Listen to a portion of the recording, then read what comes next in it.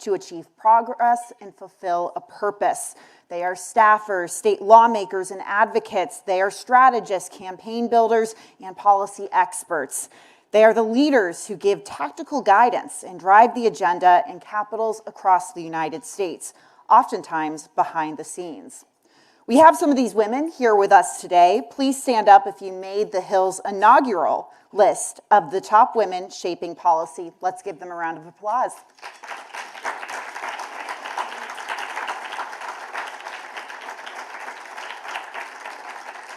Congratulations, ladies. This morning, we're joined by lawmakers and women at all levels of government to talk about the real innovators who are the muscle pushing through policy in a very polarized landscape.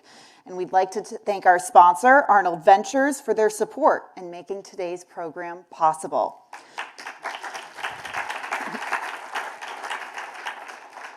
And please join the conversation on social media with the hashtag #TheHillWomen. Now please join me in welcoming Senator Patty Murray, a Democrat from the great state of Washington and the Vice Chair of the Senate Committee on Appropriations.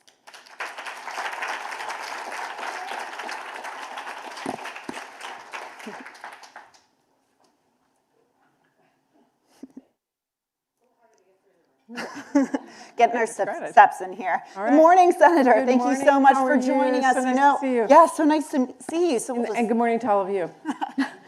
So we'll just sit down, I'll remind you, it's only 5:30 in my state right now. Oh my God. Well, thank you. This is a big treat having you here then. I went to grad school a number of years ago, studied politics, and learned about the year 1992, the year of the woman, and you were a part of that year. Talk about what you expected coming onto Capitol Hill during that year, and if you what you predicted seeing your career, the direction it would go in. Oh my gosh, takes me way back. Okay, so in 1992, some of you may or may not remember Clarence Thomas and the Anita Hill hearings, and I think shock to me personally and to my friends and really to the world was there was Clarence Thomas being grilled about perhaps a sexual predation by Anita Hill, and no women were grilling him. And I just remember thinking, God, they're not saying what I would say if I was there. Who's asking him the questions I would ask, and not one of them. And so I turned to my friends and said, I'm going to have to run for the Senate because there's nobody else there doing this. And that's what turned into 1992 and what motivated women across the country to take us from 2 women in the Senate to 6, and now a lot more. But at that time, 6 was like, oh my God, there's 6 women in the Senate. What was my expectation? Well, I spent my campaign, which was really only about 8 or 9 months at that point, going around and talking to people in their living rooms, listening to what they had, what was in their heart, and just thinking, I want to go back and be their voice. I want no one to feel like they were not listened to or not part of this. And coming back here, that was my expectation. So I'll just share a story with you. So one of the first bills we addressed when I got back here was the family leave law to allow women and men to take time off when they had a child or a seriously ill family member, and not paid, by the way. We were progress. And I went out on the floor and told the story of a friend of mine, which she had shared with me, that she had a 15-year-old son diagnosed with leukemia, and her employer told her, if you take time off, you will lose your job. And she literally said to me, you mean I have a choice of being with my dying son or working to pay this? And I told that story on the floor of the Senate and walked off, and a male senator came up to me and said, we don't tell stories here. I was like, what? Wait a minute. How do we pass policy? And yeah, this is what is wrong in our country right now, is we're not listening to the stories of everyday average people. That is how you make policy. That's how you make the country work. So to me, that was the biggest shock, that people here just felt like if you put up charts and graphs and told that good policy would come of it. And I came from a very different perspective, that if you bring stories and you tell those stories and people understand what's going on in families' lives, then that is how good policy is made. So you mentioned the reaction you got from that one male colleague. What was the reaction from maybe your other female colleagues, even staffers, to hearing that story? I had so many female staffers in particular. Thank you for telling that story. Thank you for telling that story. People understood. And in fact, that's not the only time in my career. Look, I got involved in politics many years ago, not because I was going to run for the Senate, but because my kids were in a preschool that was unfunded by our state legislature. I was young, they were real little, and I went to my state capital, Olympia, 100 miles from my house, and never been there, and went in and said, you can't cut this preschool program. And I had a male state senator say to me, you can't make a difference, you're just a mom in tennis shoes, and put me down. And so that is really what motivated me to get in politics, run for office. It is what's motivated me throughout my career. When we have huge policy issues, I listen to people's stories because that is what makes good policy. And it also shows them that their voice matters. That's what a democracy is. Every vote counts. Every voice counts. And if you're not listening to them, you're not making the right kind of policy for our country. You know, being the first, whether it's one or the first in a group, oftentimes means you're the only one in the room. Talk about how you and your colleagues in that year, 1992, and since then, have supported each other. Well, Barbara Mikulski was in the Senate before me, one of the two, and she was darn determined not to be the only woman. So she actually put a session together of the new women senators, all 6 of us, and said, there's no book to tell you how to be a senator or how to make policy or what the rules are or how you get things done. And she was determined to help us understand what the appropriations process was, how you get things for your state, and brought us together. And out of that evolved the women coming together quite often to have dinner together to talk, Republican and Democrat, to which we still do today, not as often, it's harder, we're a bigger group and a lot going on.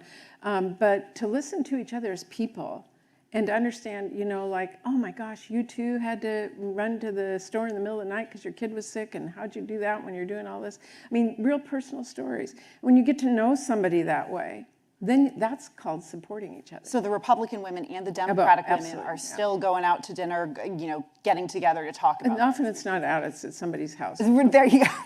Makes sense. I want to talk about your role on the Appropriations Committee in particular as Vice Chairwoman and former chair of the Senate Appropriations Committee. How do you balance the national priorities with state-specific needs, particularly when it comes to family, science, and infrastructure? Well, I come from a very diverse state, so it's pretty easy because a lot of the priorities of Washington State, we have agriculture, we have high tech, we have Amazon, we have Microsoft, we have, a lot of things that a lot of the nation has. So knowing those priorities brings it to me. But I'm going to tell you the same thing I just told you, going back and listening to my constituents about what their priorities are. And I'll give you a great example. When I go home, I don't care if I'm talking to the CEO of a business or my next door neighbor. The number one issue I hear about today is childcare. Because they can't go to work, they can't get a job, they can't get a promotion. How am I going to do this? Oh, my kid's sick, what do I do? Those are the personal stories that every woman and a lot of men understand and share. So when I hear that, I know it is not just a priority for my state and my neighbors and my friends, it's a priority for the nation. So when I get into that appropriations room and we're talking about the labor H bill, I make darn sure that childcare is funded to the highest level we can. And the people negotiating with me now know that, so, Right. And we hear so much about these we oftentimes call them kitchen table issues like child care, infrastructure, et cetera. I think a lot of us here in the room, we live in the greater Washington, D.C. area. We're in a bit of a bubble, follow a specific news cycle that's ever changing. By the minute, literally, I could check my phone after this and something could have happened.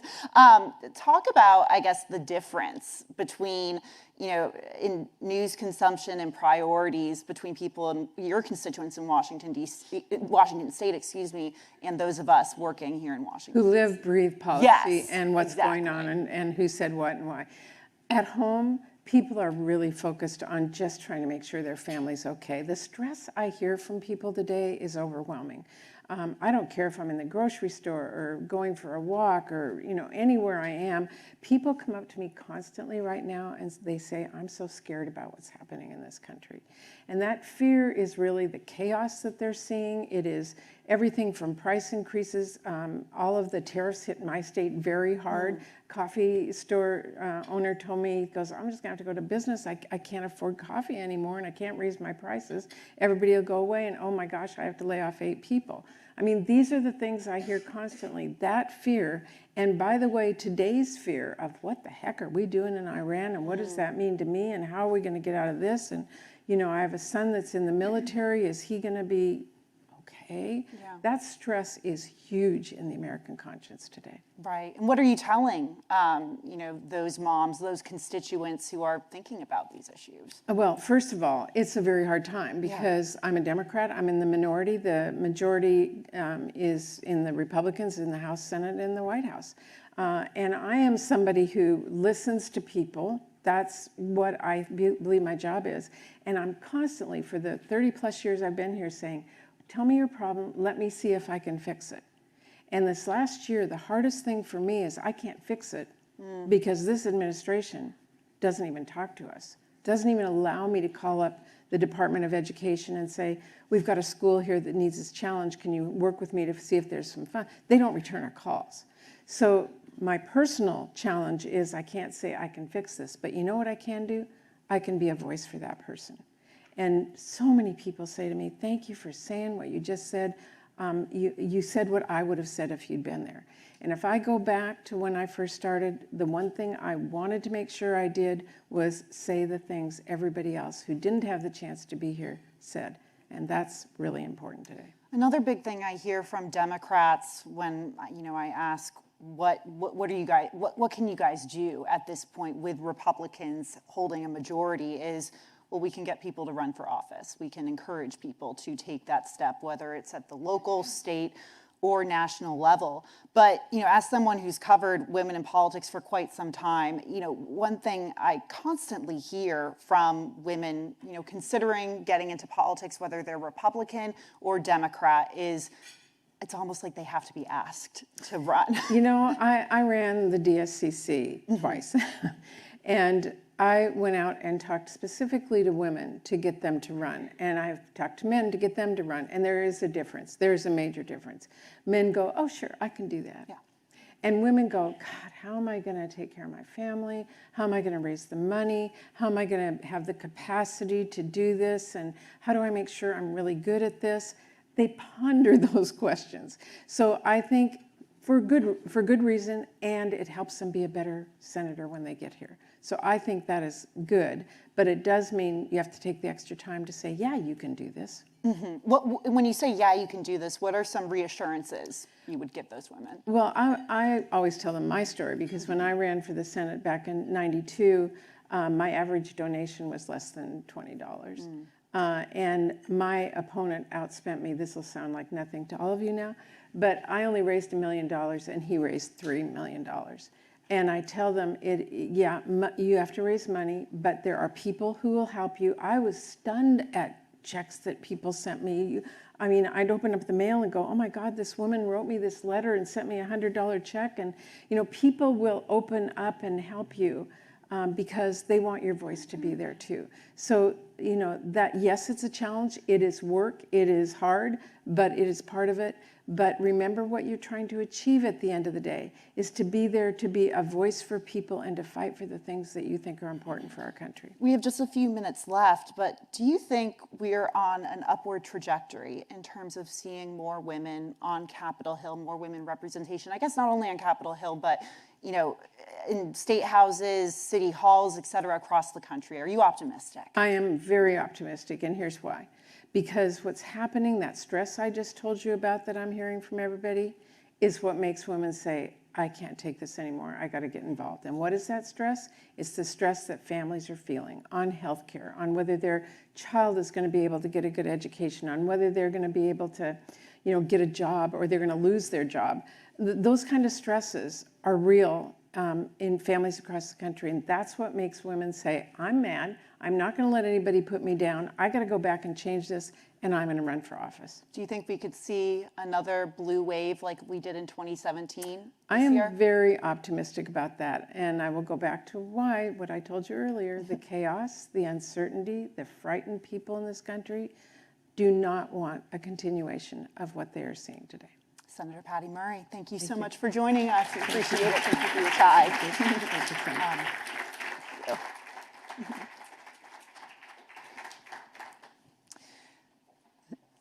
And thank you to Senator Murray for her time and joining us this morning. Now for our sponsor perspective, please welcome to the stage Kathleen Koch, a contributing editor at The Hill, in conversation with Laura Arnold, co-founder and co-chair of Arnold Ventures.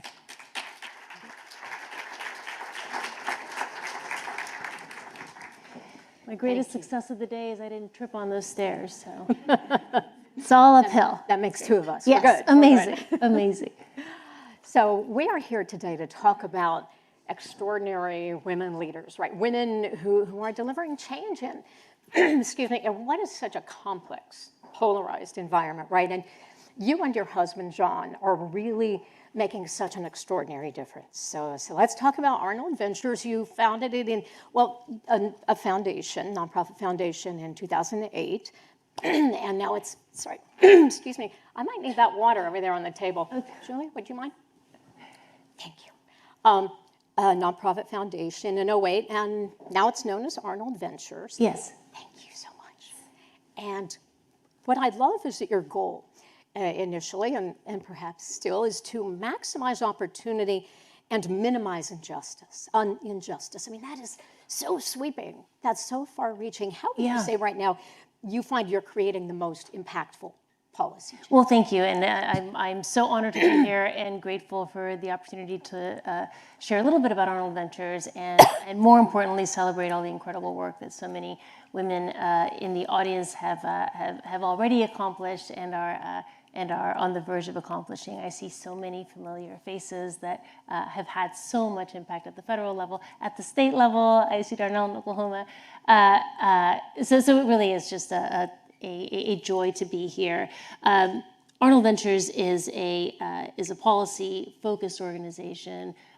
We work at the federal level and in states, absolutely to maximize opportunity and minimize injustice. What that means for us in a very concrete way is promoting and implementing evidence-based policies that improve people's lives. We just heard Senator Murray talk so profoundly and sincerely about the importance of listening to people's stories and understanding what people are going through and what their actual challenges are. That is absolutely top of mind for us at AV in all of our work at the federal and the state level.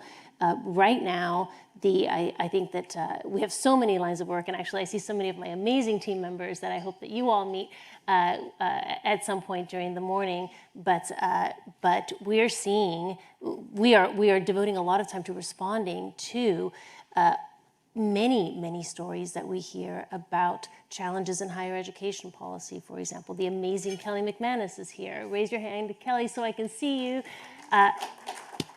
Who is doing incredible work to promote affordability, transparency in colleges and in higher education. Work in the states, in states with respect to implementing better community college completion strategies and completion of different sort of career options in 3 years, for example, as opposed to 4 years. And all of these interventions that address the problems that we're facing where students are not receiving the education that they need, the education opportunities that are presented to them are either extraordinarily expensive, extraordinarily cryptic, or don't accomplish the career goals that they set for themselves. And so there's lots and lots of issues to unpack there that we're very excited about. Exactly. And so that's both at the federal level and the state level. Another area that we're incredibly excited about, not because we're excited that there's a problem, but because we're excited that we can coalesce around a solution, is the issue of sports betting. And the incredible Kirby Smith, who is also here, right there, is it leads that work for us at AV. And the focus of that work really is to take a step back and think about how to responsibly responsibly regulate the issue of online sports gaming in states and at the federal level. That's so important because yes. it's so pervasive. I have a nephew Absolutely. Oh, yes. who's right out of college. He said, oh, yeah, all my friends, we all do it. That's right. That's right. And by the way, we have no problem with people betting and spending their time in whatever way that they choose. What we do have questions about is how do we create regulatory guardrails to temper some of the dangers, especially to boys and young men. And so at the federal level, we're very interested in thinking about how prediction markets are taking away some of the guardrails that states have established in sports betting, and taking them away because sports betting platforms have now migrated to prediction market platforms that have looser regulations at the state level, at the federal level. Anybody who has interest in that issue, please talk to Kirby. This is a very, very active area of work for us. But more broadly, issues like that, issues that really touch on people's lives, and where we feel that we can create evidence-based solutions to create better alternatives. Permitting reform, infrastructure is another issue where we believe that we as a country need to build faster, better, higher quality infrastructure for our countries to promote our energy goals, to promote our goals of prosperity, and that affects people's lives. And we're very interested in understanding how we can cross the finish line on those. I know your work at Arnold Ventures is always evolving based on new research that's out. And I've heard you say that you're always talking about the importance of solutions based on evidence. Yes. Evidence, just not that it feels good, but it has to work. So what is the new policy area that you're excited about exploring right now? Well, like I said, prediction markets and iGaming is top of mind. Again, permitting reform is very important. Kelly's higher ed solutions about how can we address completion rates in community colleges? How can we better target different solutions for different types of individuals to promote completion and success and career success. Alex Spratt and Amy, I see Abner over here also from Arnold Ventures work on our healthcare portfolio. We have very, very extensive and in my view, and I think everybody would agree, very thoughtful proposals about how to lower healthcare costs for individuals. Healthcare is top of mind in every jurisdiction that we talk to. People are concerned about the prices of their drugs, the availability and accessibility of their medical care, and the cost, right? And we as citizens should all be concerned about the escalating cost of healthcare. So these are issues that are top of mind for us. Of course, Medicaid, the Medicaid cuts and the consequences of Medicaid cuts and work requirements, et cetera, in states is something that we are also trying very hard to help some states think through. So those are some of the things that are on our plate. I know that you advocate bipartisan change, but that is not easy. That is not easy here in Washington. That is not easy anywhere in the country right now. So how do you work across the aisle in these divisive political times? It's interesting. It is absolutely the perception, and it's not just perception; it's reality. We feel very polarized, and I think that if we turn on the TV, we see all of these pundits that present a very polarized message. My experience is that that's actually not reality. We have worked in so many states. We have had great success in red states, and blue states, and purple states. Anybody who works in state policy here knows that you have a job to do. You have constituents to respond to in a very, very concrete way. You do not have time to pontificate and become a severe ideologue if you are accountable to a constituency. So we have found great success across many of our issue areas and found really reasonable people in both parties who want to do the right thing, who want to serve people. I know we're hearing from Representative Hinson, who's here, who's an appropriator, who's a Republican, Senator Murray, who's a Democrat, they both have a tremendous sense of urgency to accomplish things for the people that they represent. So we haven't, I agree with you that that is absolutely the picture. I think the reality is that we have found success coalescing around issues that people agree about. Pharmaceutical prices are too high. Republicans and Democrats agree on that. Right. Contraception, we need availability. contraception, choice, and access. Republicans and Democrats can agree on that. The need to build, Republicans and Democrats can agree on that. It would be a shame if we could not get a permitting reform bill across the finish line this year. Everybody agrees that this is something that's urgent. Everybody agrees that education should be a priority and is the foundation for our future. So all of these issues, we agree on identifying the problem.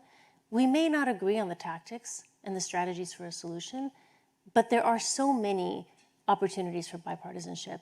So we are excited. And I mean, is it true that some issues are, more ripe than others? Yes. Is it true that there's a focus, the focus may shift at the margin depending on who? Yes. But that doesn't mean that we can't get things done. So we're very optimistic. You've been kind of giving a shout out as we've spoken to your various staff members in the room, and you have women leading many of your most challenging Yes, ma'am, we do. portfolios Yes. at Arnold Ventures. Yes. I mean, hello, come on. Boom. High five. She's walking the walk. She's walking the walk. Yes. So Yes. talk to me about the difference that their leadership makes, both at your organization and beyond.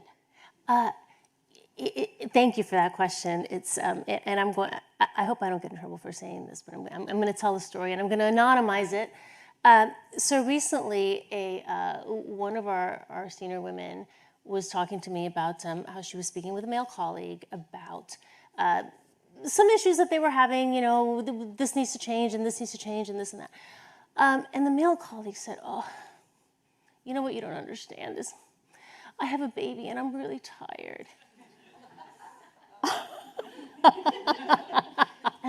And so the senior woman just, and there was another senior woman with her who said, "Oh, I can't believe you said that."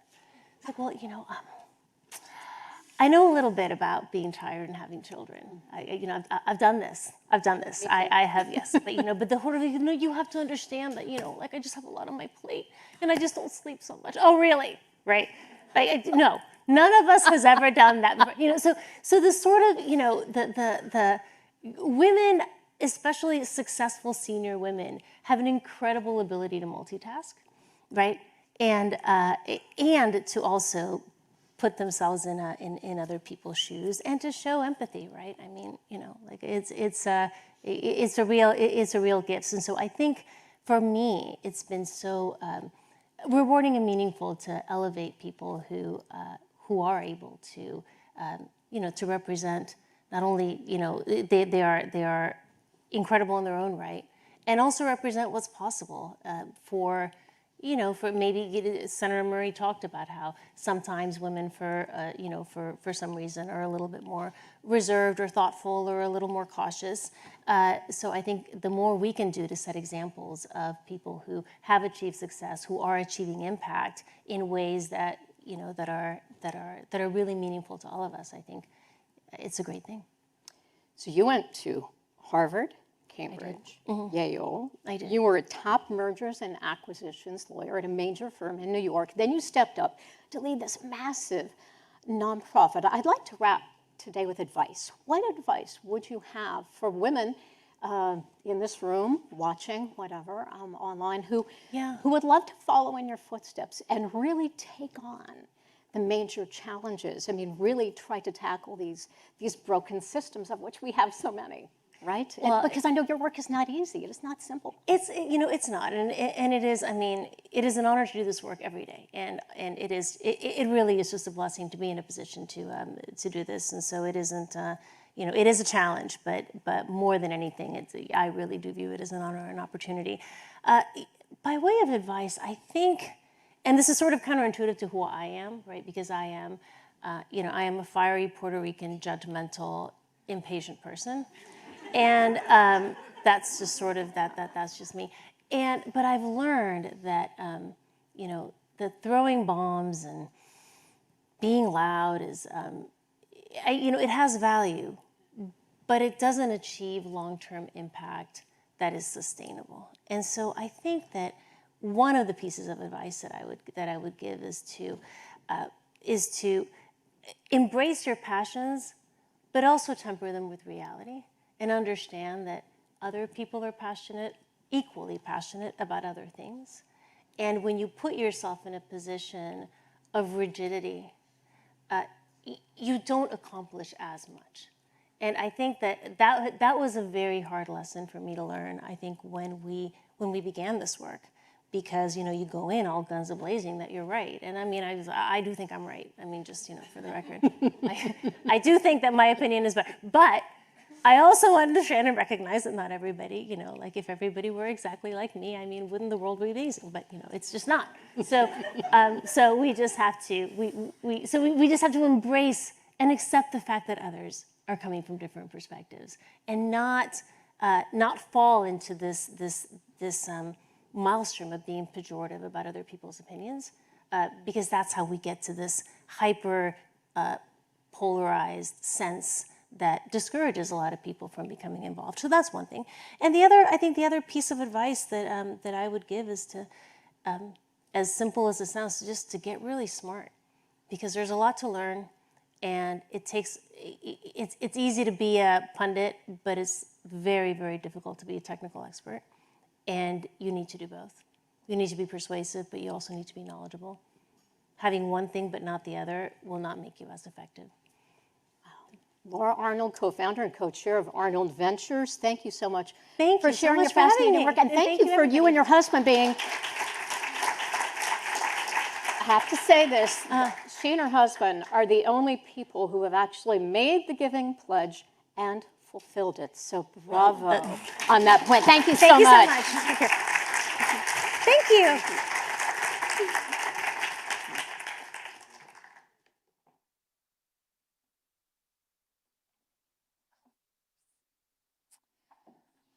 A very big thank you to Laura and Kathleen. That was a fascinating conversation. Now, please welcome to the stage my colleague, Emily Brooks, the Hill's congressional reporter, in conversation with Iowa Congresswoman Ashley Hinson, a Republican who is also running for the state's U.S. Senate seat.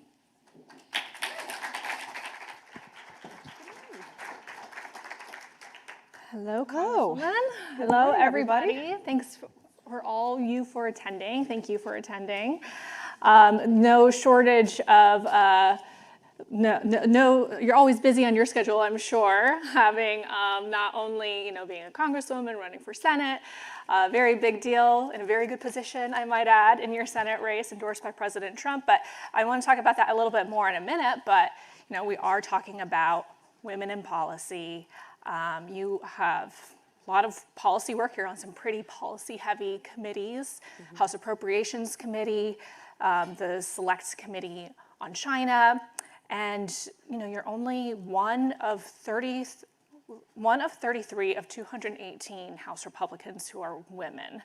So coming into that environment, I guess, I'm curious, how do you think being a woman is being an advantage in shaping policy? How's it been a challenge, and what's it been like for you? Yeah, well, it certainly is an interesting time to be serving here in general, but I think women really add a lot to the policy conversations that are happening here. I'm a mom to 2 teenage boys, so thoughts and prayers. My 15-year-old has his learner's permit, and he's driving.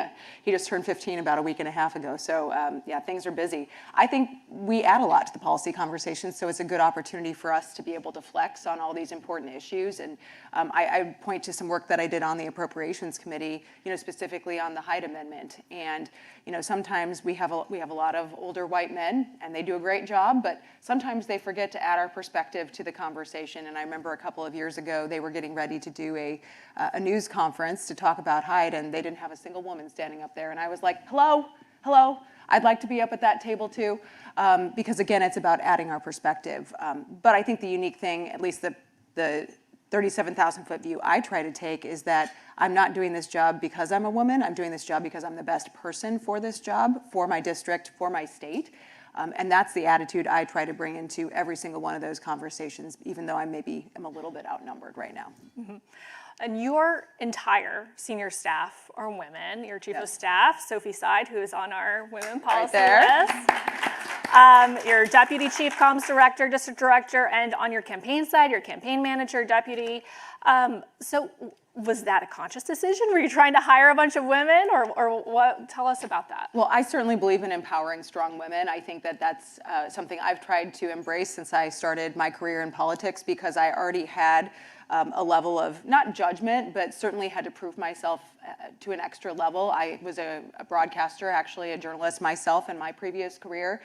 So when I first ran for office and I was out knocking doors, I had people who were like, oh, you're just the TV lady.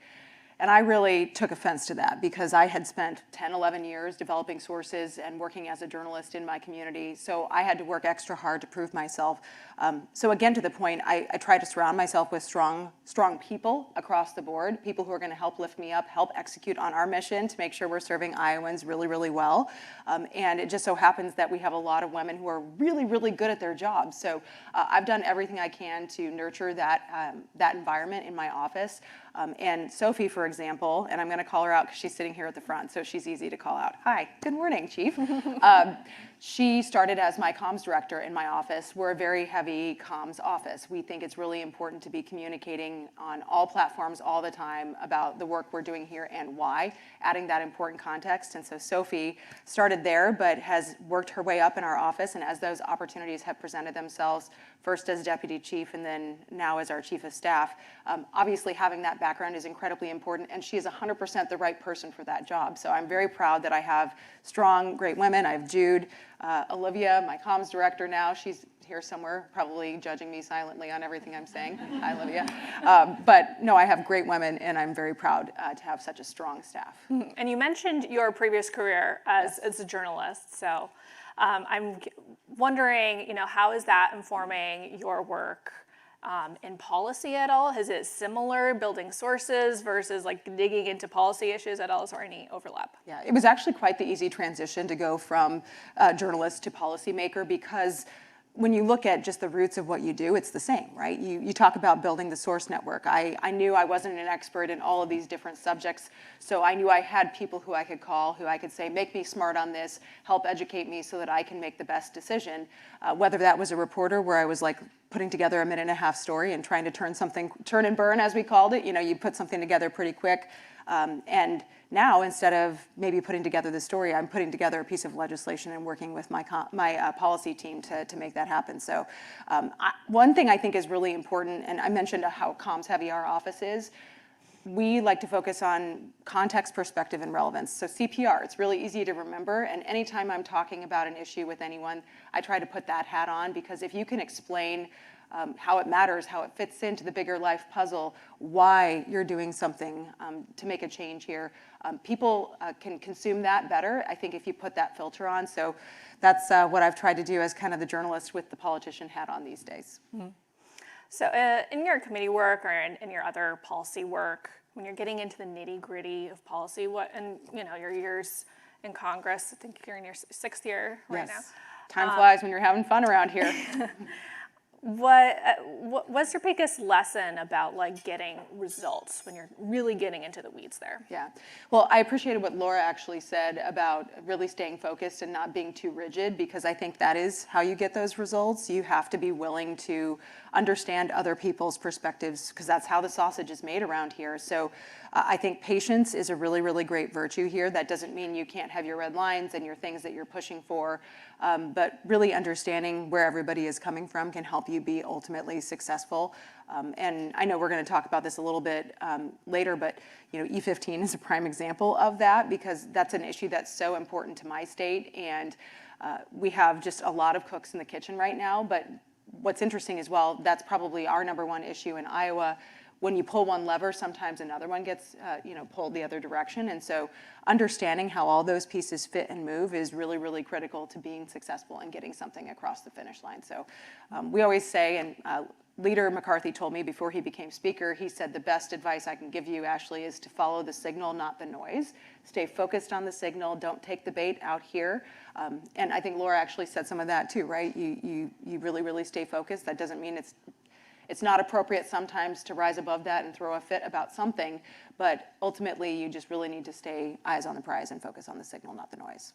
You mentioned E15, so let's talk about that now. I did want to ask about big policy question now since we're talking about women in policy. And for those of you who don't know, E15 is ethanol fuel. There's a big push for year-round E15 fuel sales. This was an issue in January that held up the House a little bit on a key vote on a funding bill. There was an agreement that was reached to have a vote on this by February 25th, which has come and gone. So can you give us an update on where things are? Do you think that we're going to see congressional action on E15 soon? Well, I actually do think so. I was just talking with Randy last night. Randy Feenstra is he's running for governor in Iowa, but he's also a member of our delegation from Northwest Iowa, and he's been helping to lead the charge with this council that we established, which, again, to the point of, you pull one lever and another one shifts. The one thing that became apparent in that kind of conversation around appropriations about a month ago was, hey, we need to have all the relevant parties really in the room and talking to each other, not just signaling and putting stuff on Twitter. So what the speaker did was actually at about 11 o'clock that Wednesday night, got all the interested parties that needed to be in the room together, and we've all been actually working together for the past 5-6 weeks on a solution here. We have some text, and it's actually kind of in the final process right now. So I'm encouraged by that, that we have an agreement here. Nobody's getting everything they want, which is, I think, how it probably should be in this case. But we are able to hopefully move the ball forward and get a vote on it very soon. So I'm encouraged by that progress. And so hopefully, maybe not this week, it's a short week for us, obviously, but hopefully the next time we're back in session, we'll be voting on something. So Okay. keep your fingers crossed for us. Okay, that would be in 2 weeks. In 2 weeks. Yes. Hope. Okay. Yep. We'll see. So, and also, Iowa, can't talk about Iowa without talking about agriculture, and 2026 is the year of the International Year of the Woman Farmer. Yep. You've introduced a resolution dubbing it as such, and I'm told that a third of farmers in your district are women. So can you tell us more about that dynamic, your work with women in agriculture, and what kind of policy issues they face? Yeah. Well, you talk about wanting to elevate women no matter where they're working well. Women are really running a lot of farms. They're out in the fields. They're doing the harvesting themselves. They're in those combines in September, October when harvest is roaring. But they're also helping manage the books. They're helping manage employees. They're helping, again, doing all of that at the same time while managing families as well. And so I love and respect all these women who are so strong and who are executing really, really well. So that's why I wanted to make sure we were spotlighting the women who are helping run these agricultural businesses in Iowa. Agriculture is the backbone of the Iowa economy, and most of these are small businesses as well. So you look at some of the challenges that they'd faced in the last couple of years, how we can work with them to make sure they have access to precision agriculture equipment, how we can make sure that they have the tax certainty that they need to be able to make those key investments in their businesses. Those are all things that you talk about being able to lead as a woman. I've convened roundtables with these women who offer different perspectives than the guy farmers who are out there just tinkering with their equipment, and not that they aren't great too and feeding and fueling the world, but you talk about these women, they are very thoughtful when they come to the table, and they have really, really good ideas on how we can get these things done. So a lot of your other policy work has been focused on women, motherhood, families. You've introduced legislation to strengthen access to birth control, over-the-counter birth control. One bill that made a bit of a splash is to have fathers pay half of medical expenses for costs associated with labor and delivery. Yeah. So what sort of inspired that? What kind of focus or vision are you bringing to family policy that support women and families? Well, I'm trying to be a good pro-life legislator, and I think being pro-life is kind of all of the above, right? It starts sometimes when a woman finds out she's pregnant. That's when you should be trying to figure out how can we make sure that these women are choosing life and they have the tools and the resources available to them to do that. And so I look at, okay, well, what's one of the barriers to that? A lot of women say, well, financial barriers, or maybe the dad's not in the picture, or there are some of those additional challenges that people may not be planning for as they take on a pregnancy. And so that bill specifically was thinking, hey, if these men are absentee fathers, then how can we engage them and make sure that they're a better part of this process? It's funny because our phone lines did light up in our office for quite a while after I dropped that bill. But ultimately what it did was it did spark the conversation around the role of parenting and making sure that we are raising strong children and having fathers that are engaged, even if maybe the parents aren't married or it's a non-traditional family setting. How can we help support and empower these women, no matter what their background is, no matter what their zip code is? We've got a lot of rural areas in Iowa without great maternal health care access. We're working on continuing to add to that and provide more opportunities for women to have families, again, no matter where they live. But yeah, it was a fun conversation in our office when we were like, well, what about if we make dads pay more? Again, having a lot of women in the office, it was like, yeah. And then some of the guys in our office piped up and they're like, well, how's this really going to go? And ultimately, there is a good state role in making sure that parenthood is acknowledged and tested. And so I think we had a really, really good policy conversation out of that. And I think it's the right policy. So I'm hopeful we can get some movement on it going forward. And I want to shift to your run for Senate. You won't be the first, wouldn't be the first woman to represent Iowa in the Senate. That would be Senator Joni Ernst. But how does it feel, running for the seat that was held by her, and let's talk about your relationships.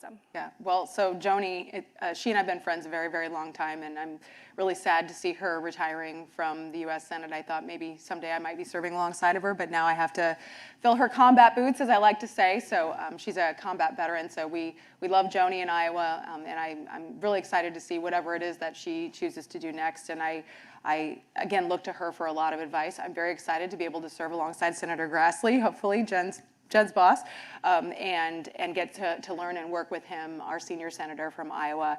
I look at Joni, and she actually called me the day after the election in 2018 and was the one to say, hey, Ashley, I think you should consider running for Congress. And so this is all Joni's fault. I'll just blame Joni in the best way possible. And I've really, really enjoyed working with her. We share a lot of priorities, again, about helping support women. I didn't serve in the U.S. military, but I support women in the U.S. military. I look forward to learning and working on those issues in the U.S. Senate, similar to how I've worked on those in the Iowa House, and then obviously now in the U.S. House as well. Mm-hmm. And lastly, you did mention you're a mother to two boys, teen boys. You had a lot of big formative years for them while you've been in Congress. And one of the things I hear from women and men who have young kids who are serving in Congress is the strain and the toll it takes on the family, going back and forth, how much time it commits. So, are there any changes, I think, that you'd like to see in Congress to make that burden easier or lighten that load? There have been some debates about things like having proxy voting for new parents or changing the congressional schedule to be more adaptable to families. Are there any changes that you'd like to see? Yeah, well, certainly it is challenging going back and forth every week with kids. FaceTime has been a godsend for me because my kids can kind of call and check in with me whenever they want. And I've always told them, like, hey, if I can answer, I will. Sometimes I'll just run into the cloakroom, even when we're voting, and say, oh, hey, I'll call you back after. They know the drill because they've been here to DC with me. I usually try to do Camp Congress in the summer and have them out here for a full week with me. And so they're on the floor with us, getting to know fellow members. So they also know, because I forced them to sit through an appropriations markup, that they don't want to be in that room. So they understand and respect what I'm doing here. And when I first ran for the state legislature, they were 3 and 5 years old, and now they're 13 and 15. So they've kind of, for lack of a better way of saying it, really grown up around this, and it is our normal. And so, not that any of this is normal, but for our family, it certainly is. I have a very supportive spouse who was able to work from home in our basement, so he can run and pick them up from school. And we don't have a nanny, we don't have help. It's just me and my husband and the occasional grandma stepping in to help. So I think that having more flexibility is a good thing, but I worry about the slippery slope of accommodating too much, because I saw that happen during proxy voting with COVID, and there were members who didn't even show up here for a long time. And I don't want to see that kind of that slip happen where people aren't here doing the work that they need to do, taking the meetings with constituents and talking to each other as members, because that is really how you build a consensus and get things done. So I think having things get canceled at the last minute or added at the last minute is very, very challenging for someone with a family. But again, my husband is just fabulous, and he just says, okay, I'll see you next week. I mean, that's the kind of attitude you have to have when you're doing a crazy job like this. Well, Congresswoman Hinson, thank you so much for sitting down with us. Thank you, Really of course. appreciate it. Thank you very much. Thanks for the time. Appreciate it. Thank you.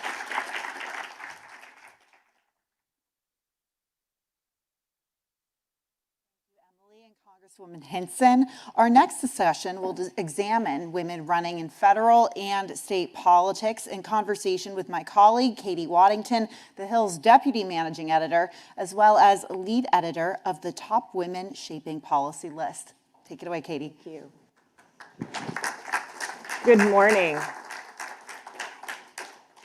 I have here just a fabulous panel of women. Please sit down. Thank you. And have some conversation here about leadership and just getting things done and making it work.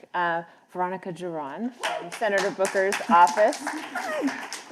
Roz Layton from Governor Armstrong's office. And Donnell Harder from Governor Stitt's office.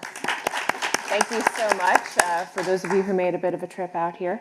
It's a pleasure to be with you this morning. I really enjoy just soaking up wisdom and leadership lessons. So let's just dive in and see what we can learn. You all have been working with a governor or a senator for an extended period of time, just in your careers. Tell me, how does that help, or what is the key in building that partnership? Just as the chief of staff or working your way up to that role, what do you find as just the essentials for making something like that work? Whoever wants to start. Go ahead. I can start. Hi, everyone. Again, I'm Veronica Duran. I'm Chief of Staff to Senator Cory Booker from New Jersey.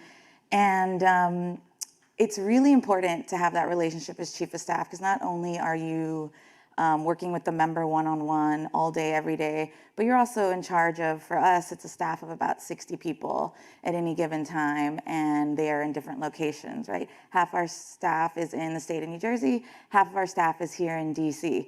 And so I always think of myself as kind of a train conductor, orchestra leader of, I very much trust my staff, and they do amazing work, and they are all leading their own departments at any given time.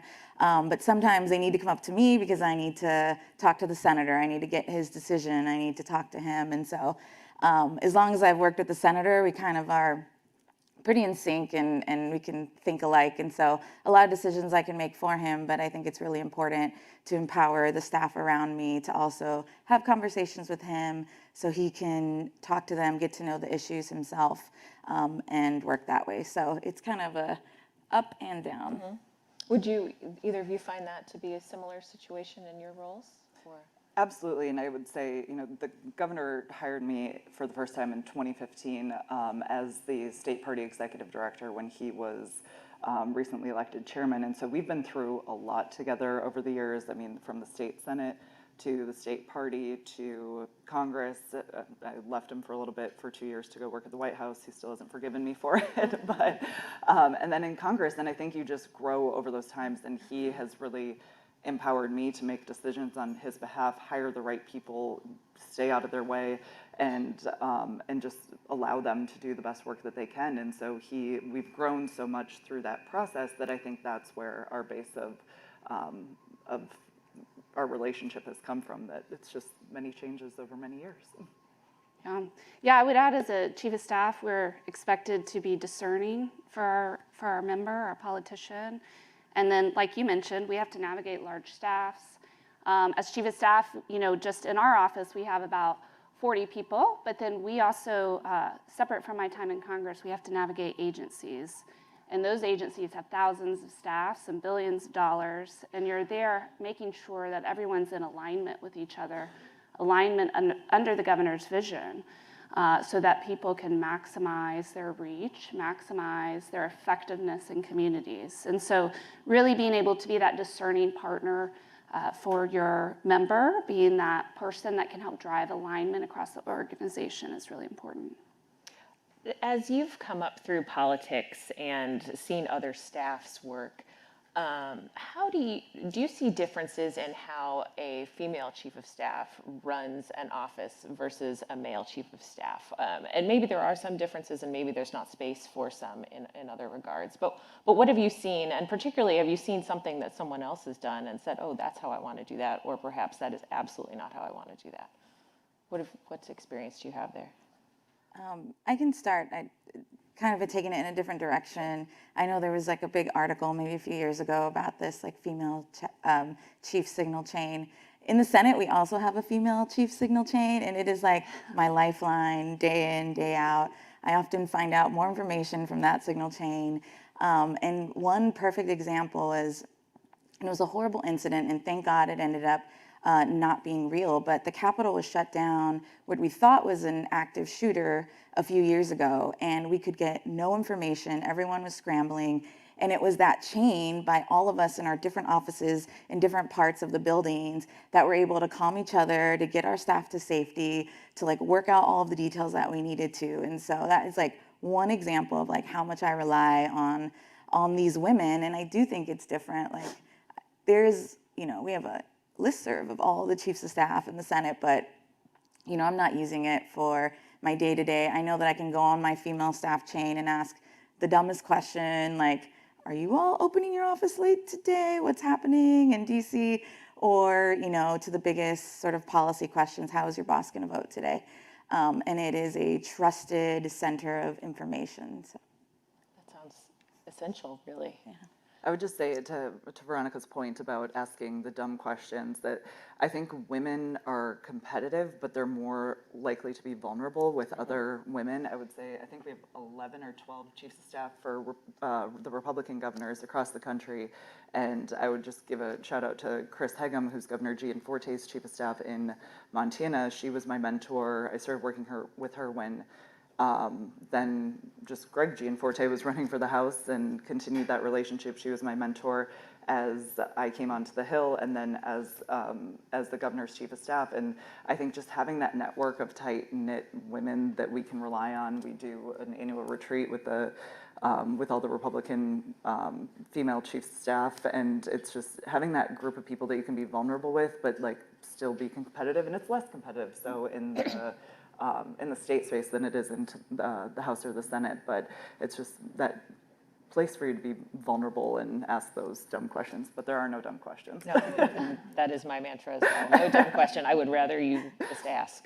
So I get that. Yeah. How about you?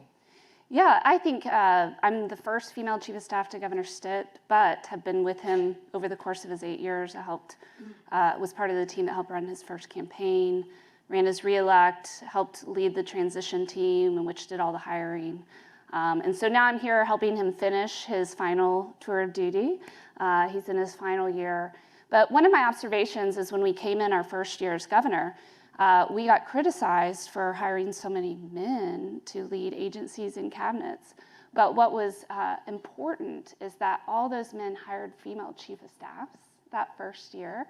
And what people didn't realize is there was massive succession planning going on. And so those men had come in with a lot of experience. We're in Oklahoma, and so our demographics are a little different than DC. I spent 10 years in DC, and in Oklahoma, that was an important capstone year because chief of staff, women as chief of staff, they're incredible doers. They bring empathy to the table, they listen, they're very efficient. And so within 2 years, we became the first governor in state history to then have the most women in agency and cabinet roles. And so that chief of staff role, a woman in that place is very critical. It demonstrates an opportunity for executive leadership for women that we're very capable, and is also a great way of succession planning too for bringing women up into some of those top roles we see across government. That leads into what I wanted to ask at some point is how do we, especially just given what politics looks like from the outside, how do we empower more women in a succession planning way and or entice them or draw them into politics? How do we get them to realize this is a space where you might want to be, this is a space where you can have a voice and be a leader and use that voice in a loud or a quiet way? what would you, I guess maybe, what would the sales pitch be to women as to why they should want this job or these jobs? Why wouldn't you? I mean, that's truly it. And I appreciated Senator Murray's comments about, women have to be asked to run. And we see that as we try and recruit candidates to run for the legislature in North Dakota, or I should say close the deal, not to infringe on the executive-legislative relationship. But I think a big part of it is finding the right person, because women do need more encouragement a lot of the times to run, which shouldn't be the case, but it's the fact of the matter. And so finding that person who is either in the legislature or is the spouse of a male legislator who's actively engaged, and finding that mashup and saying, hey, you too can do this, and just working with our staff, interns, you never know who the boss is going to be one day, so always be nice to the intern is a mantra that I have held throughout my life. And just recognizing potential and allowing for, I don't have children, and so I talk with my staff who do have kids. I'm like, hey, I'm happy to cover anything at night because I don't have kids, and I want you to spend more time with your families and be better during the day when you need to be on versus, stressing about who's picking the kids up or who's taking them to practice or doing whatever. I'm like, I got it. I will take care of this. I'm happy to staff the governor for this.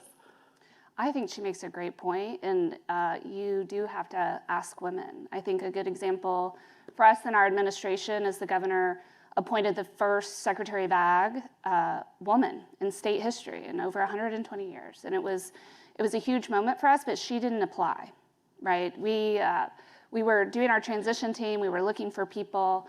When I was navigating the press criticizing us for not having as many women in executive roles, I was sitting here going, there was one woman for every 20 male applicants looking for these positions, and it was very fascinating. We had to, like I mentioned, we had to focus on succession planning, but we have had the most successful Secretary of Agriculture in state history too. She's been the only one to hold it for 8 years, and she's brought transformation for our industry. So it is important that we are reaching out and asking women to step up, and they rise to the occasion every time. But we tend to be, as women, we get very focused on our role. We're not always looking for the next thing. We want to be really faithful in what's in front of us typically.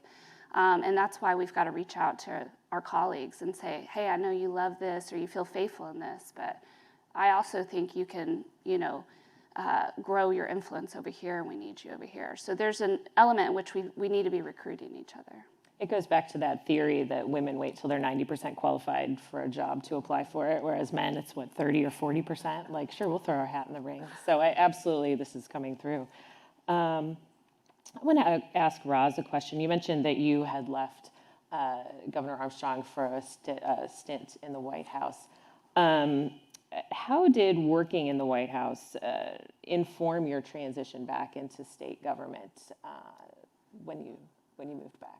Honestly, because the president is the same as when I was there the first time, it's been incredible, the network of people throughout DC, throughout agencies, throughout this entire town that want to continue to be helpful to you even when you leave.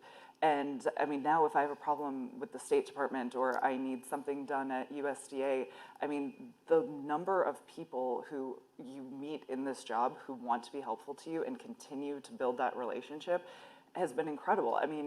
There was just a new woman hired as the chief of staff at USDA for Secretary Brooke Rollins, and she reached out right away and said, hey Roz, it's Tate, I'm back at I'm over at USDA, let me know how I can be helpful. And that has been so cool to see that the things that have come to that. And I will say, the one thing that has also been nice is, I think Governor Cox said it best, is don't forget to go outside and touch grass. And I think that's one thing after living in DC for 8 years, a lot of people here forget about what's happening outside of this bubble that we're living in, and being back in the state and sitting at a restaurant and hearing about what people are talking about and what people care about and talking about politics with them. There is a very different world outside of this city that I didn't fully recognize and appreciate until I was fully out of it. And so don't ever forget that. Talk to the real people. We saw it when we were traveling across the country with President Trump during the first term. You would go to these rallies and people would just be so passionate about what he was doing, and you just forget about the real people that you were having an impact on across the country. How did Governor Armstrong get you back? Well, so now Secretary Burgum announced on a Monday, to everyone's surprise, that he wasn't running for re-election as governor, and we happened to be back. We had just gotten a primary challenger literally 2 hours before, and so the team was together talking about, okay, how are we going to deal with this, far-right primary challenger?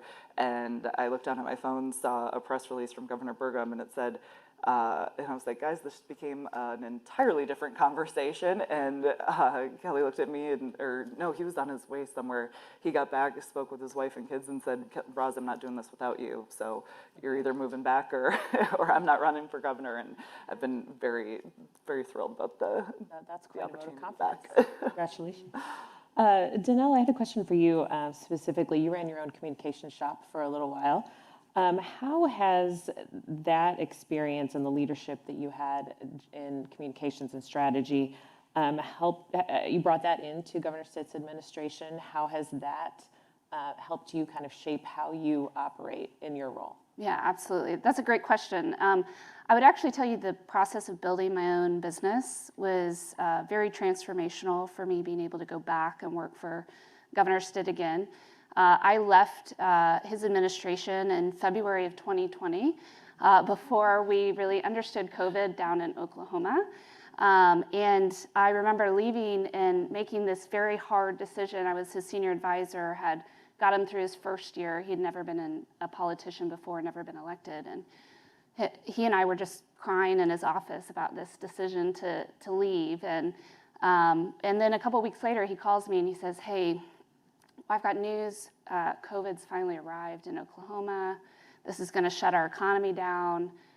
You want to come back? And I thought, wow, job security. Yes, that would be wonderful. And I thought about it, and I got back to him, and I said, I would love to serve you, but I'm gonna keep on trying to build this. I just really want to experience this process of building my own thing. So within 22 months, I had 6 employees, 22 clients. We were focused on marketing and communication. It was a very disruptive time for our industry. We worked with businesses all across the Midwest trying to help them reach people when everyone was moving to telework. And I really was able to figure out a new structure for helping businesses reach either their constituency, maybe new business, new clients, new customers. And as a result of that growth, I was pursued for an acquisition and got acquired by a firm up in Washington, D.C., a marketing firm up here.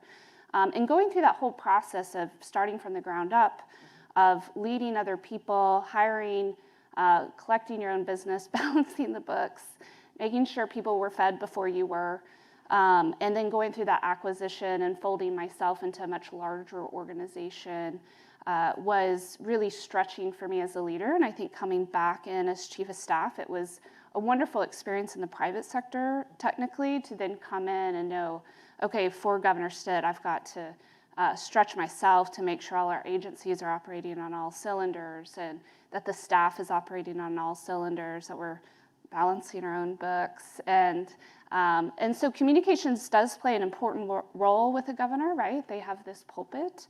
But I really think the process of building my own business and taking it through acquisition was helpful for me coming back into the public sector and understanding that leadership process that other people are needing. Yeah, I'm sure.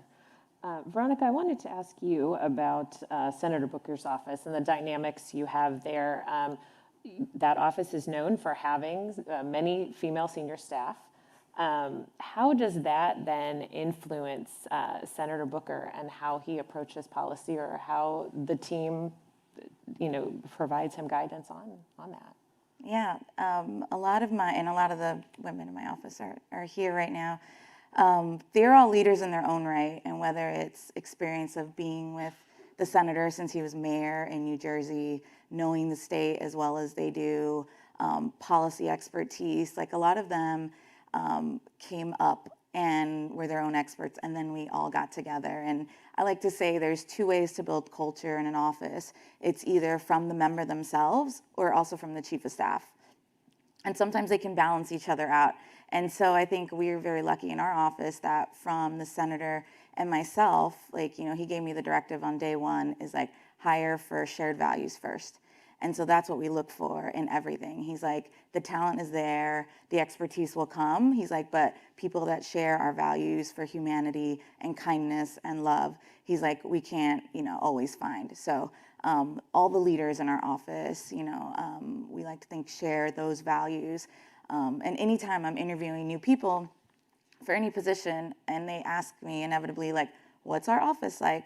I like to say, I always describe it the same way. I'm like, we're a group of good human beings that just get up every day and try to do our best every day to help people. And, some days we can make it really far and some days we just survived. But, it makes it all worth it when the people around you, are there for the right reasons and share your values. That would be important, and certainly gets everyone moving in the same direction when that is the case. With election cycles, you all are in different spots. Senator Booker is in an election year. How does that change the tenor of the office, the pace of the office? What does that look like this year compared to last year, next year? Yeah, well, there's also a lot of global and national things that are impacting our year this year. But being specifically in election cycle, it's funny, we were talking about this, it's in the Senate, it's so unique, right? I think sometimes members forget because they only have to run every 6 years. And so in that time when you're in election cycle, it's really like honing in and figuring out what your constituents are caring about, like you said, which, for us, interesting, like the changes over the last few years, we've seen that reflected in our state. We've seen counties that never went Republican in certain elections went Republican the last election. We've had, New Jersey is a rare, unique off-year governor cycle. So we saw, that election results last year. So it is really interesting to look at the work that we're doing here in DC and trying to match it to what our constituents care about. And, I think this goes back to sort of female leadership, but a lot of it is the day-to-day reacting to what's happening because it has a huge impact on our constituents, whether it's tariffs or wars abroad, all of that, ICE in our communities, right? It is impacting day-to-day our constituents, and so we're hearing that from them, and so we're reacting to that.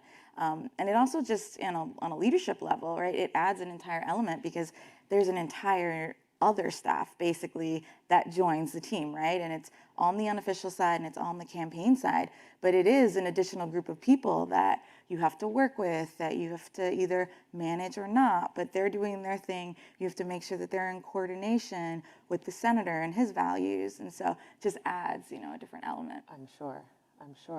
And then Governor Armstrong isn't up yet for a couple of years, so how does that factor in, or does it factor in right now in terms of what he's looking at or what you're directing?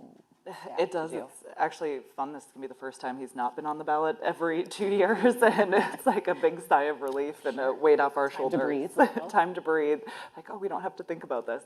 But we are instead working with legislative candidates and working with our other statewide candidates who are up this year and making sure that they have the infrastructure, they have the people, they have the resources to win races across the state. And putting on like trainings essentially for legislative candidates who are running and ensuring that, our agenda is not successful if we don't have people who support us in the legislature. And so making sure that we have those people in the legislature who are going to support us. They don't have to agree with us on every vote all the time, but just having people who are productive, willing to have the conversation and willing to be rational, reasonable policy makers has been our big focus, and ensuring that we lay the groundwork for the reelect. And Kelly will actually be the first governor who is subject to term limits, and so that even adds a new dynamic. Sure. It's like you only have one reelection that you have to worry about, and then figure it out from there. And then that's a great segue over to Danelle's situation, because you don't have an election coming up, at least immediately, for a governorship. Because of term limits. Yeah, we actually just got in trouble because my governor the other day said, I feel freer than ever before. And it started sweeping the national headlines because of some decisions he's made. But it's a really exciting year, to be honest. When I came back, and the governor asked me to come back around August, one thing that was happening is a lot of staff were starting to leave because we were hitting the last 18 months, right? And some of your best talent starts to go. And he said, please, he was like, Donna, I need you to help me in this. And I just said, well, hey, I'm not doing this unless we're going to win in the final inning. So that's how we deemed our last year, winning in the final inning. I asked him to let me go out if I was going to come back and double our staff size because we were losing a lot of people. You don't normally do that your last year. But in Oklahoma, because we have term limits, so sorry to warn you, but it incentivizes people to eat your own in the final year because people need a reason to run. And so they start attacking your decisions even within your party. And so it's been my goal to make sure in this final year that we don't succumb to what past governors have, where their last year is really down. They're dealing with attacks from their own party because people need a reason to run. And we are going to win in this final year. And we are going to create space for the governor to continue to do hard things. He's been one of the most reform-minded governors our state has had in a long time. So that means we have continued to resource up. We've continued to operate as if there is a campaign and that we're in it. And as a result, we have continued to do hard things. One of the keys to that is having the support of Arnold Ventures. I mean, we rolled out an executive order just recently calling for our higher education institutions to create a 90-hour bachelor's degree. We want our state to keep doing hard things. And so that as chief of staff, my job is to make sure that we are building the momentum to not let that final year be cruise control or accept that it's over. My boss isn't running for anything next. He's going back into the private sector. But he's young and we're going to finish strong. And it's really about rallying the team to see that opportunity for themselves. That's a great energy to go into just what's coming next. So I wanted to finish up with one question for each of you, yes or no answer if you like, or more if not. Having been in the background, seeing how policy's made, seeing how change is made, does that make you inclined or far more disinclined to run for office yourselves or do it on that side of things? When you see how the sausage gets made, you have no desire to be the sausage. So, hard pass. All right, okay. So it's a hard no for me. Yeah, we were all laughing back there about how we're chief of staff because we don't like the spotlight. So this is a little Fair. Yeah. Yes, I'm an editor also. There for you the go. same reason. Yeah. So, Yeah. it has been a delight to get your perspectives on things. Thank you so much for joining us and coming to Washington in your cases and sharing your wisdom. Thank you very much. Thank you.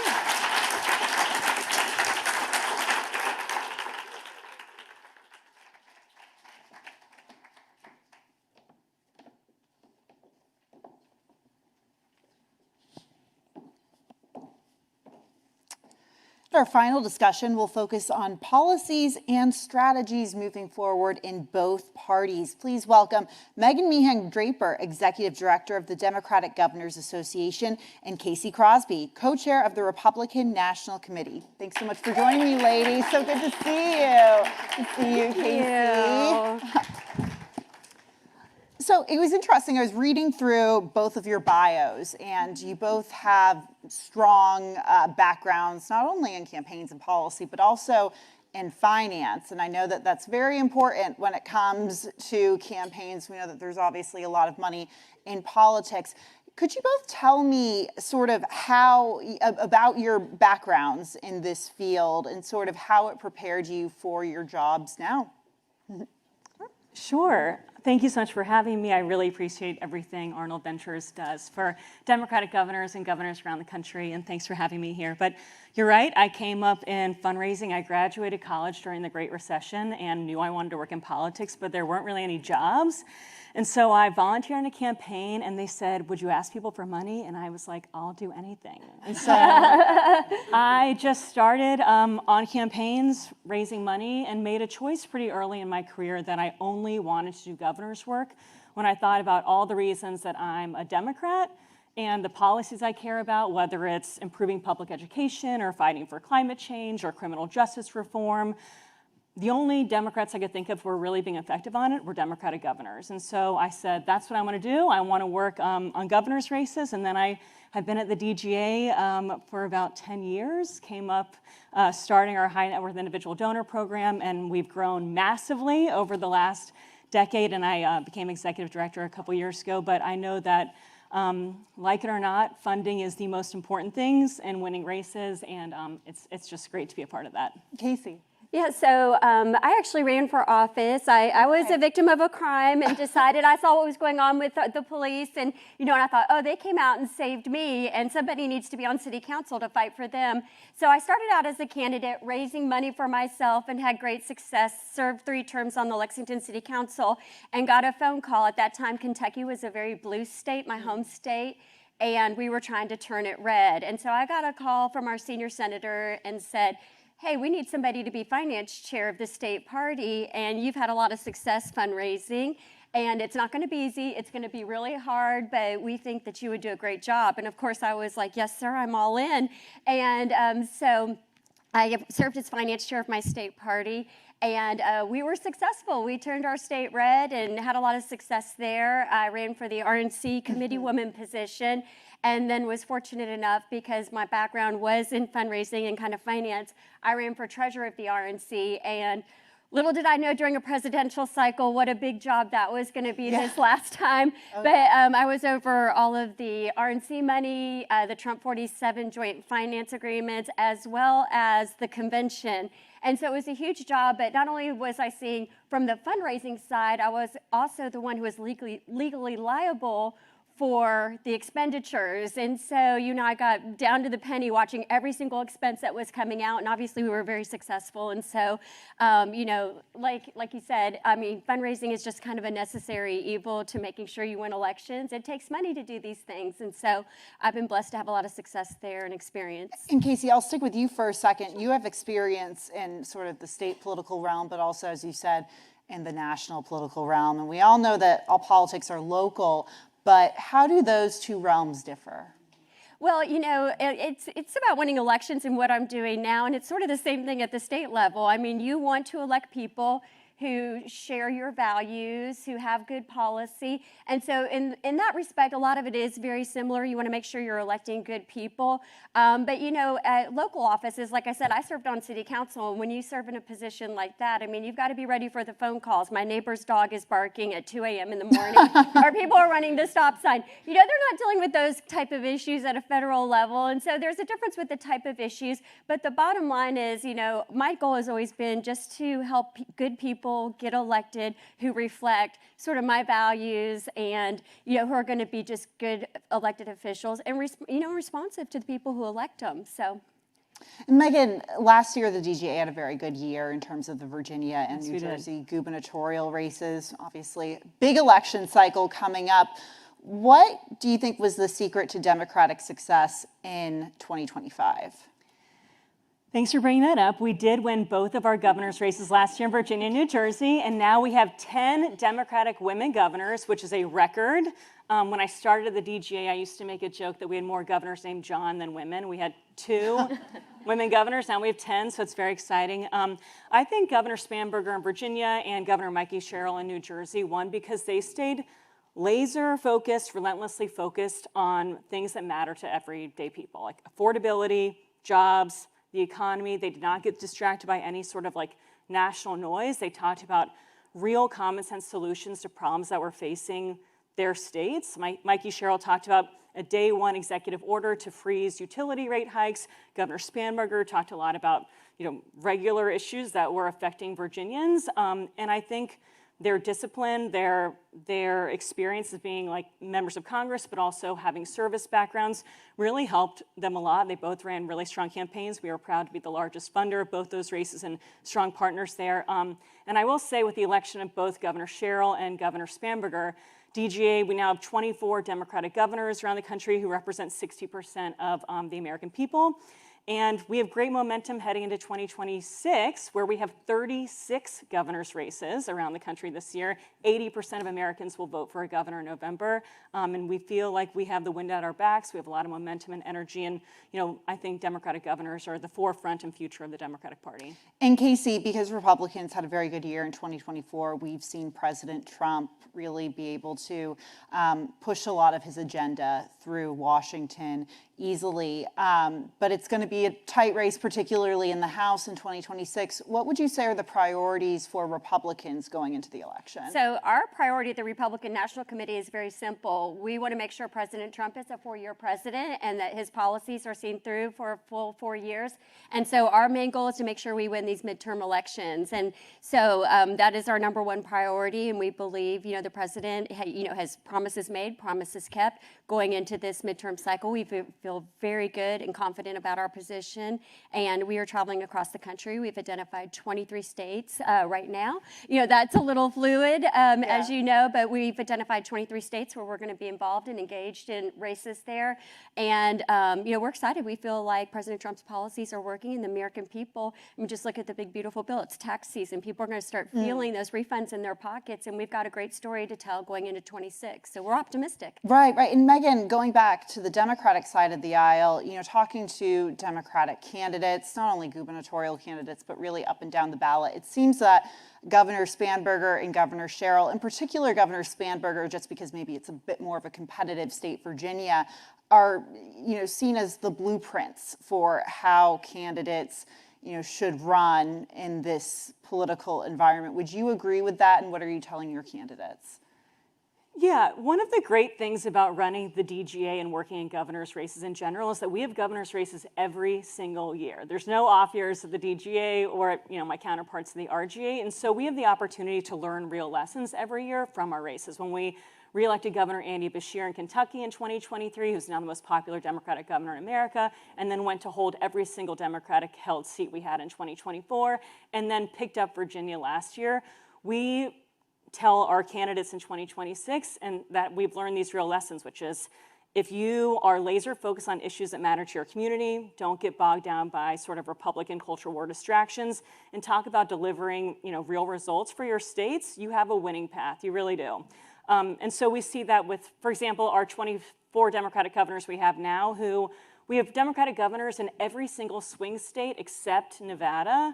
We have Democratic governors in red states like Kansas and Kentucky and North Carolina, and that's because they are focused on the issues that matter most to people and are doing things like Laura was talking about permitting reform. What Governor Josh Shapiro did in Pennsylvania for sweeping permitting reform in that state has helped make him one of the most popular governors in America. So the other thing we tell our incumbent governors who are running for re-election is good governing is good politics. When you deliver on what you campaigned on and change people's lives in meaningful ways, even if it doesn't feel sexy because it's permitting reform, or doing things like erasing medical debt, which what Governor Katie Hobbs did in Arizona, that is the sort of winning keys for your re-elections. And Casey, I cover the president on a daily basis at the White House and, talking to Republicans, I guess the advice they get is looking to President Trump as providing a blueprint, looking to his State of the Union just last week in terms of how they should be messaging. How does President Trump, a Republican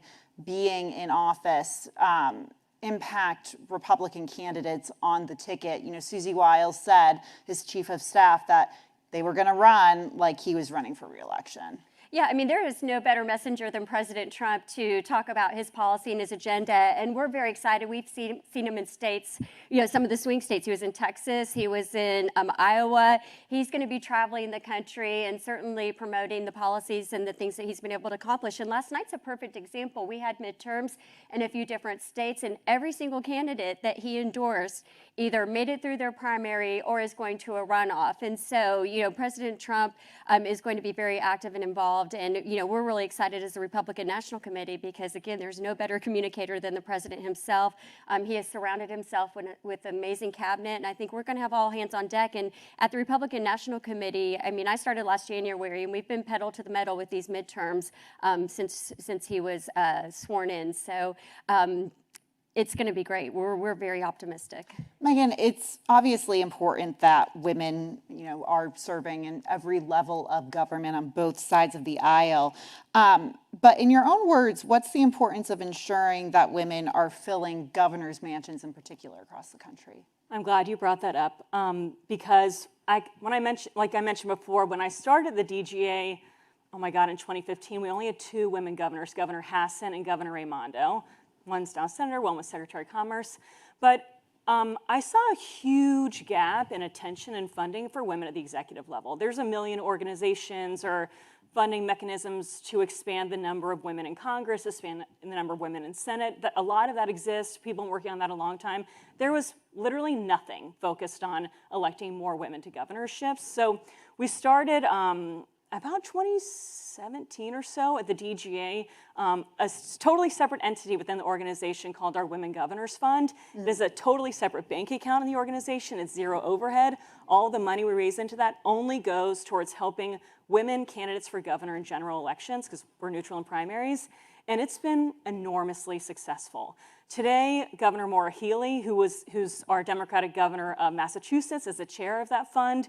We've seen a lot of energy and attention around that. It's what's allowed us to expand. We spent $120 million on our current class of Democratic women governors of the DGA. And I think that's because we decided to make it a real priority when nobody else was. And I think it's kind of shocking that some of our current sitting Democratic women governors are the first women governors ever in their state in 2026, like Governor Kathy Hochul in New York or Governor Janet Mills in Maine. It's like we've waited this long, we just got our first woman governor. So I think it's a classic case of you can't be what you can't see. We have to change the public perception of women being executive office holders and executive leaders. Study after study shows that we see women as good compromisers, good negotiators, good legislators, but not necessarily executives and decision makers. And our current class of Democratic women governors, whether it's the governors I've already mentioned, or Governor Laura Kelly in Kansas, who was our chair last year, Governor Kotek in Oregon, Governor Lujan Grisham in New Mexico, like excellent executives. And I think it's changing, I think, the face of the Democratic Party and of governorships. Casey, I want to frame that same question to you. Why is it so important for you to see women, not only in all levels of government, but also in the political realm?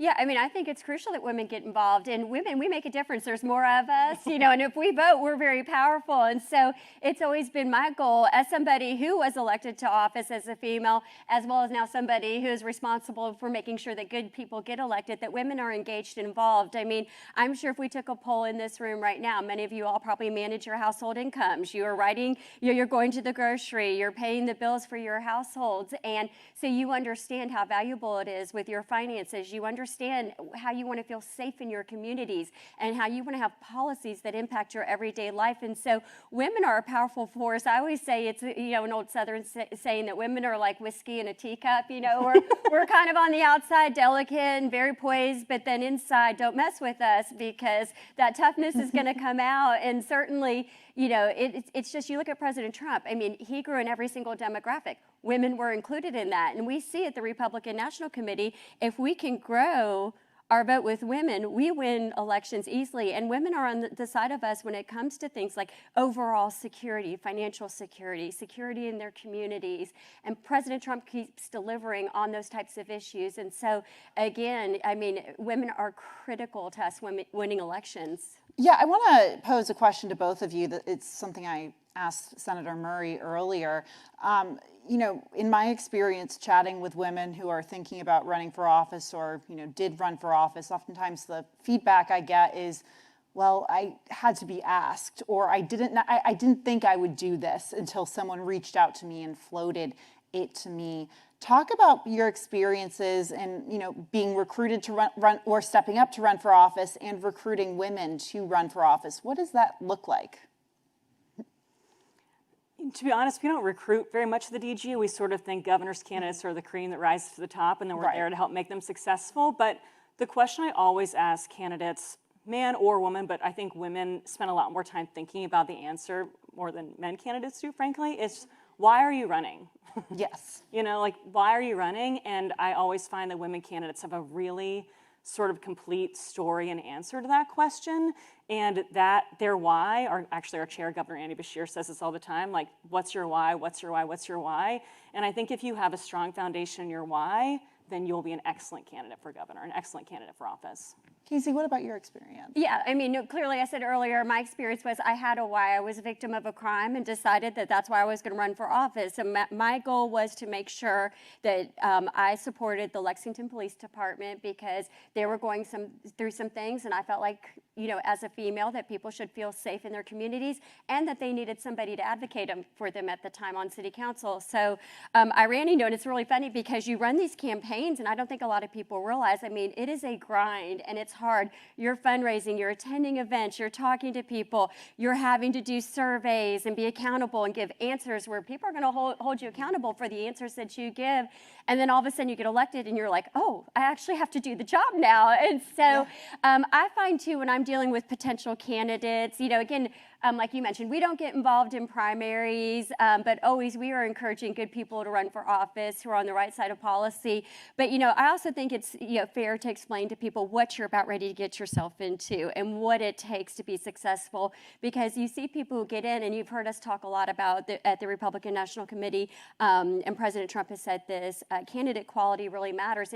And you can't have somebody just jump in who's not willing to roll their sleeves up and do the work. And so I think one of the best things we can do is also make sure people have an understanding. They could be great on policy and horrible campaigners. And and at the end of the day, I hate to say it, but it's your name on the line. When you step up to run for something, whether you have the support of the DGA, the RNC, whatever groups say they're going to support you, ultimately, at the end of the day, you are the one who's putting your name out there. It is your reputation, and it is up to you to put the work in to make sure that you're elected. And so I just think, you know, explaining to people what the expectations are is very helpful early in that process. But boy, once you're in, we're right behind you. If you're a strong, good woman, love to see it. Yeah.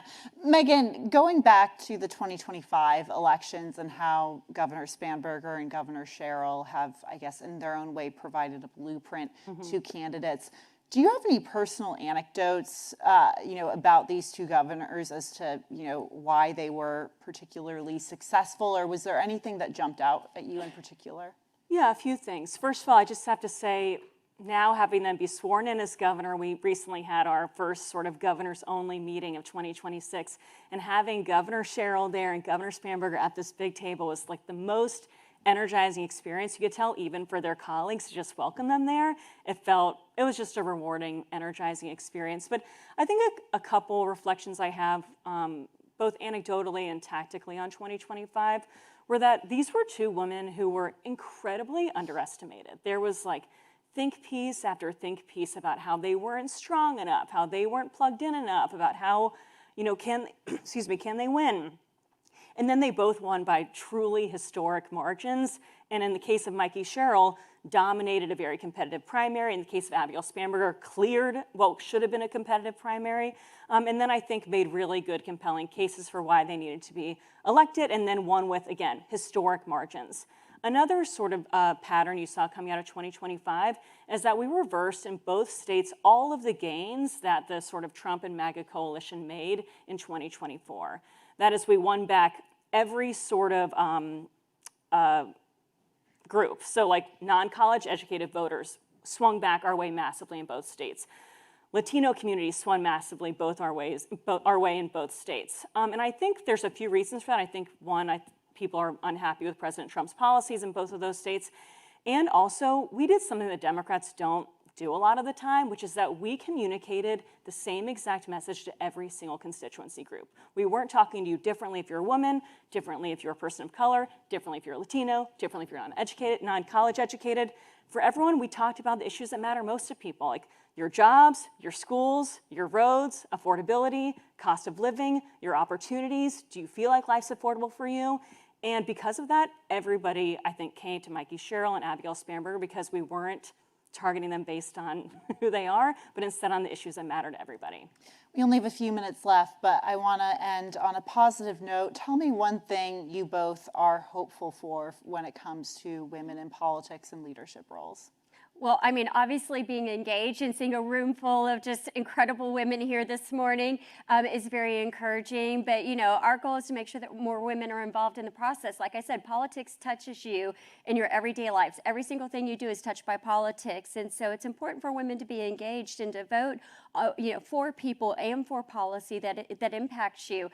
You know, we're going to have a beautiful story to tell. I love how sometimes we talk about, you know, I hear my counterpart here talking about the success of some of these Democrat governors. Listen, we've got a beautiful story to tell. My home state is Kentucky, and, you know, our governor gets put out on this pedestal that he's doing great things. Well, you know, he has supermajorities, Republican supermajorities in our House and Senate. So every time he vetoes something, our supermajorities step in and override him, which is a story to tell, because a lot of the great policy that's coming out of a state like Kentucky is because we have Republican supermajorities. So we're going to, you know, be talking about all these issues going into 2026, as well as looking to the future of 2028, because some of these people, I think, want to run for governor. But we're just very encouraged to see more women engaged and involved, because the more you know and the more you understand about what's going on in your communities and how these elections, I say all the time, elections have consequences. Elections have consequences. If you elect this person in Virginia to be your governor, you can expect that your taxes are going to be raised, which is what we've seen. If you elect this person and they're not going to cooperate with, you know, an illegal who has been arrested multiple times, sometimes there are consequences to that. And we saw just a week ago somebody get murdered for that. So there's going to be a story to tell in 2026. And I think we could probably both agree we'll just duke it out. And I think we'll be on the winning side. Megan. Well, one, it's been really energizing to see all the women leaders on stage today, the other women chiefs. We have some great, you know, women chiefs on the Democratic side as well. Our vice chair, Governor Gretchen Whitmer from Michigan, very, very popular second term governor of Michigan. I think she kind of led on this theme that now really guides the DGA and our Democratic governors, which is where the get stuff done caucus, I think, of the Democratic Party. And I think our Democratic women governors are so much the reason for that. Like, I had a mentor once tell me, women have to be both good at what they do and change agents at the same time. And I think that's what you've seen with a lot of our Democratic women governors. It's also been cool that all my counterparts who lead other Democratic committees are women. The head of the DSCC is a woman, the DCCC is a woman, my counterpart of the RGA is a woman. So I think it just is important having like new, fresh voices at the table who can offer perspectives and also, of course, expand the ranks of Democratic women governors around the country. That's good for the country, it's good for the Democratic Party, and yes, in 2028, I certainly hope the next president's Democratic governor. Well, Megan and Casey, thank you so much for a great bipartisan conversation. It's great to have you both. Thank you. Nice to meet you. Too. Thank you so much. Perfect. Thank you. Thanks so much, Megan.